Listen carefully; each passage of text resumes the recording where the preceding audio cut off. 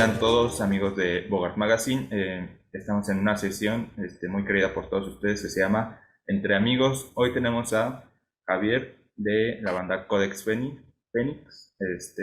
Vamos a hablar un poco sobre la banda y también de el reciente lanzamiento de su nuevo disco. ¿Cómo estás, Javier? Muy bien, ¿y tú? Muchas gracias. Muy bien, Saludos muy a bien. todos que nos están viendo. Bueno, vamos a hablar, como ya dije, un poco primero de la banda, y después seguimos con su reciente lanzamiento. Bueno, tengo entendido que es un proyecto que surgió un poco en pandemia y también a raíz de proyectos ya pasados que tenían ustedes dos. Exacto, sí, surgió como de las cenizas de proyectos pasados y de situaciones personales que de alguna forma pues motivaron la creación de esas canciones que poco a poco se fue convirtiendo en un disco y nos da mucho gusto ya poderlo haber sacado a la luz después de tantas adversidades y tantos retrasos, pero al fin creo que valió la pena. Porque, bueno, o sea, los afectó mucho tal vez el tema de pandemia o cosas así. Sí, pues sí, se juntó la pandemia con situaciones de rupturas emocionales, ideológicas, y, pero creo que eso mismo motivó como a encerrarnos a componer y volver a empezar de cero un proyecto que siempre es como muy emocionante. Y bueno, al final, a pesar de todos los retrasos que hubo, porque pensábamos lanzarlo antes, todo se acomodó de una forma interesante, terminó coincidiendo con que la fecha fuera el 9 de septiembre, que es 9 del 9. El disco se llama Puerta Nueva, entonces como que de alguna forma como que todo, al menos en el sentido numerológico, como que tomó sentido y nos da mucho gusto que ya pudiéramos liberar eso y poder compartir también algunos videos que acompañan el material. Ok, sí, bueno, sí, como que cerró todo. Mencionaste que un poco sobre rupturas y también como que eso se nota quizá un poco en lo lírico del álbum, ¿no?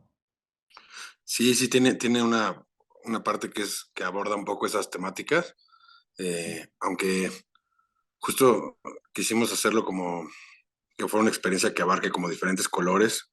Entonces el disco al principio como que te puede meter en un viaje más, no sé, como de renacer y como de volver no sé, a sentir, a experimentar lo que son las tentaciones o el placer y después aborda un poco más la parte en la que pues tienes que lidiar con las consecuencias de eso, ¿no? Entonces, como que es como una película. Nosotros nos gusta pensar más que como discos, como si fuera una especie de película y sí, efectivamente hay una parte del disco en el que aborda más los temas como de rupturas o como no sé, como de vulnerabilidad emocional, ¿no?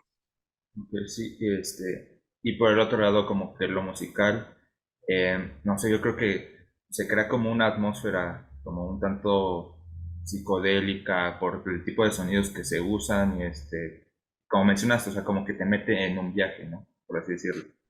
Exacto, sí, es como un viaje onírico y también acuático un poco en la parte ya sonora. Creo que extrañamente muchas de las canciones las compuse en un momento en el que decidí como que salirme del estudio y como que abandonar como el método que normalmente empleábamos de composición, que muchas veces pues tienes una computadora, estás grabando como ideas rítmicas o alguna guitarra o un bajo y de ahí al final terminas poniéndole la letra, ¿no? Y en esta vez pues como que tuve la oportunidad como de irme un rato eh, a una laguna en la que como que me inspiró mucho no sé, el simplemente ver el agua, los colores del agua y un poco volver a conectar con las emociones a través de un pedazo de papel y una guitarra acústica. Creo que fue una experiencia interesante que como compositor ya la había olvidado hace mucho por estar más metido en temas de música experimental, electrónica o tribal, donde la letra pues realmente no es tan importante como el ritmo, ¿no? Ajá, digamos que te sirvió como para deshacer ese tal vez bloqueo creativo que a veces se tiene y es muy común en la música, ¿no?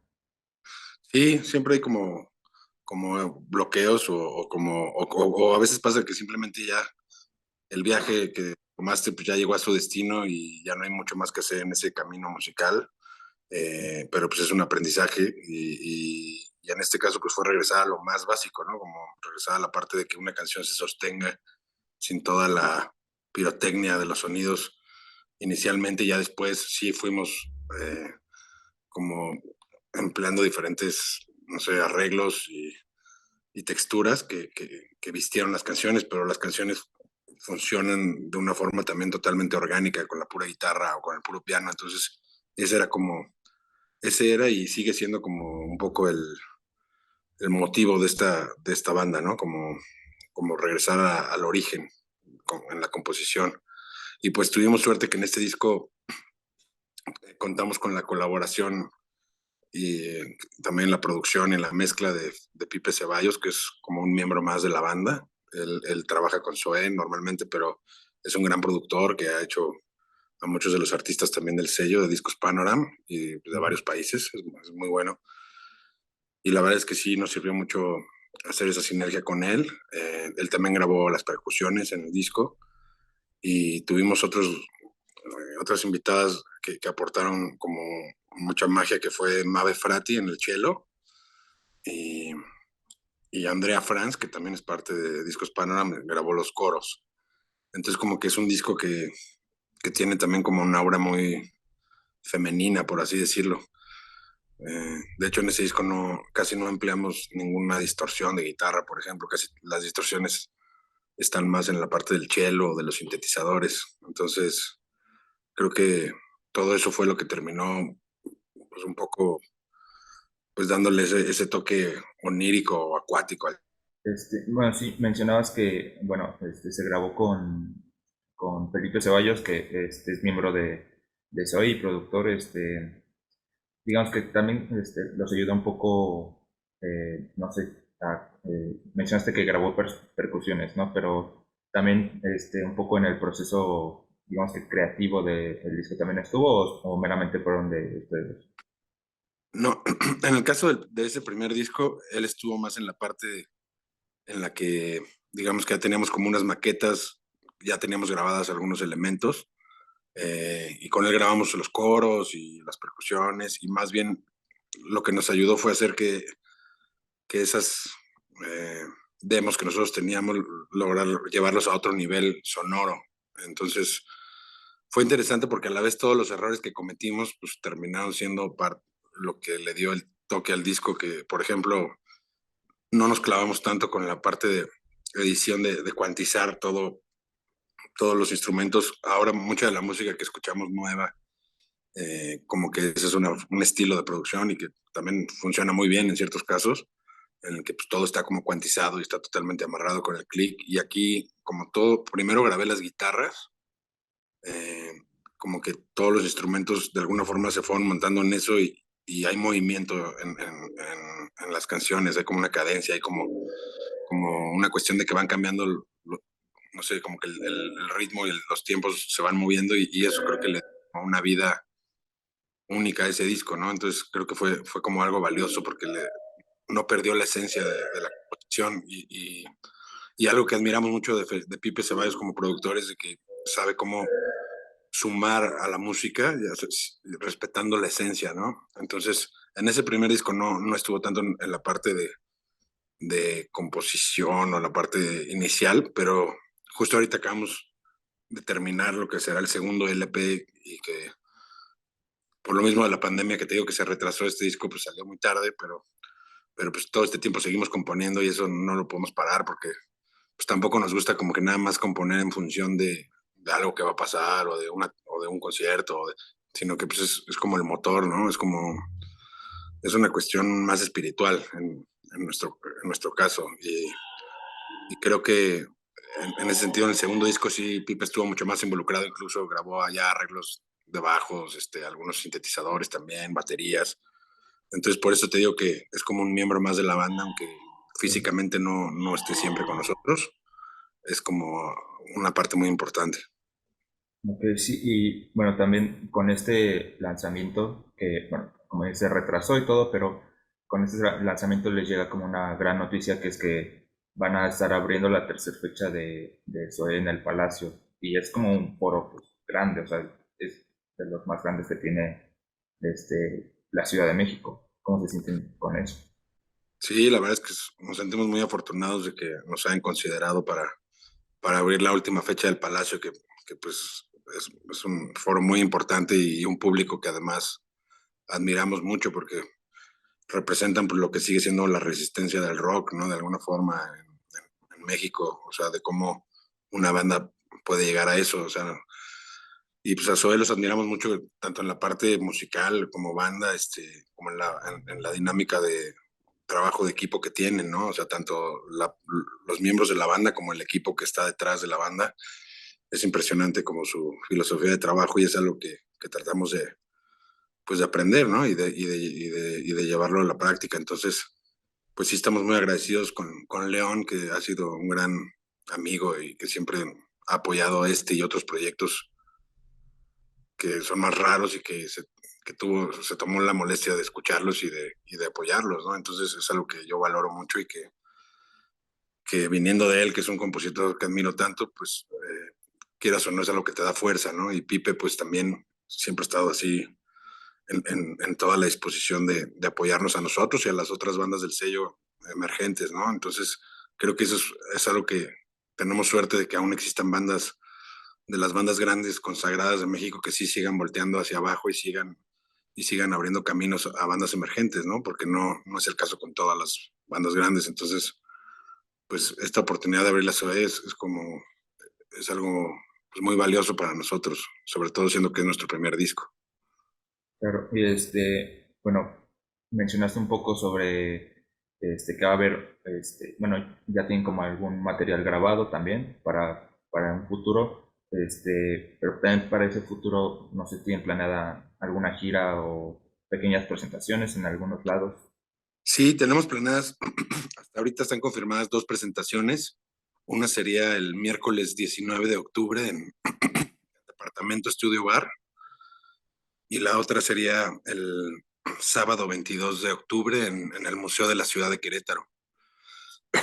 La presentación de Querétaro es interesante porque será un festival de discos Panorama. Ok. Entonces estaremos compartiendo escenario con algunas de las otras bandas como Andrea Franz, Palmera Beach, Ronco, estará por ahí también Andrés Arzate, o sea, son, son como 6 bandas las que estarán presentes en ese festival y es un experimento en el que intentamos, no sé, abrir nuevos espacios, sobre todo tratar de involucrarnos más en espacios culturales y tratar de replicar ese mismo tipo de festival en otras ciudades. Creo que sería muy interesante que entre las bandas emergentes pues generáramos ese circuito, ¿no? En el que no nada más estemos tocando en bares, sino que también creo que los centros culturales siempre son como un pulmón, no sé, de la contracultura y que pues hay que también, no sé, abrir espacio en esos lugares, ¿no? Claro, como generar escena por sí misma, ¿no? O sea, como mencionaste, que el mismo circuito de bandas que pues se una y así puedan crecer como todas, pues un poco más parejo y se abran más espacios así. Sí, pues creo que es lo que tenemos que hacer, ¿no? Porque es la única forma pues de expandirnos y de llegarle a otro público diferente. O sea, creo que justo las bandas mexicanas que, que siguen ahí, que les ha ido bien, pues es un poco debido a ese trabajo también como comunidad, ¿no? Claro, y bueno, ¿cómo les ha ido en cuanto a, no sé, visualizaciones de este nuevo, de este primer disco que lanzan, que es Puerta Nueva? Bien, hemos tenido suerte de que algunas de las canciones hayan sido incluidas en varios playlists de las plataformas, tanto Spotify como en Amazon, también estuvimos por ahí, en YouTube. La verdad es algo que no esperábamos. Te digo, nunca hemos pensado como en hacer canciones que funcionen o que sean como grandes hits, sino más bien como que tratamos de pensar más como en una obra completa, es como una película, como en un viaje. Entonces, pues el que algunas de las canciones hayan resonado, pues es un honor que nos hayan considerado y todavía tenemos mucho trabajo que hacer, sobre todo más allá de las plataformas, creo que en las redes sociales, que no es fácil para la banda, pero, pero estamos conscientes de que es algo importante y estamos tratando de encontrar una forma en la que sea, de que estemos generando contenido creativo y no únicamente como frivolidad, ¿no? Entonces, eh, próximamente estaremos compartiendo por ahí también un EP que va a salir este viernes. Este EP son 4 canciones que de alguna forma estuvieron en las mismas sesiones del disco Puerta 9, pero sentíamos que contaban otra historia. Entonces, este viernes 7 de octubre estaremos lanzando en plataformas lo que será el EP, que tendrá como título Cybersexia, que hace como alusión como a una inteligencia artificial, que también está un poco plasmada en los videos del disco de Puerta 9, de esta cuestión en la que no sabes hasta qué punto los recuerdos te pertenecen o los deseos te pertenecen o si solamente son parte como de una proyección. Entonces como que el EP es como una continuidad de esa historia, pero son 4 canciones que sonoramente sí se distinguen mucho del disco. Ok, bueno, espero que, pues con estas nuevas, canciones que se tienen, que ya tienen como en puerta, pues también, puedan lograr más fechas, y como decimos, pues, que siga creciendo esta escena de, digamos, de contracultura a lo que, se está consumiendo hoy en día y pues les siga yendo muy bien. Muchas gracias. Gracias por la entrevista. Dale. Bueno, ¿Eh? amigos de Bogart Magazine, los invitamos a escuchar este primer disco de Codex Phoenix que se llama Puerta 9.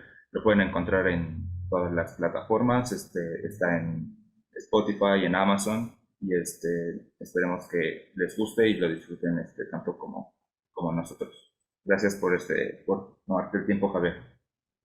Gracias a ti por el espacio. Nos vemos, amigos. Nos vemos.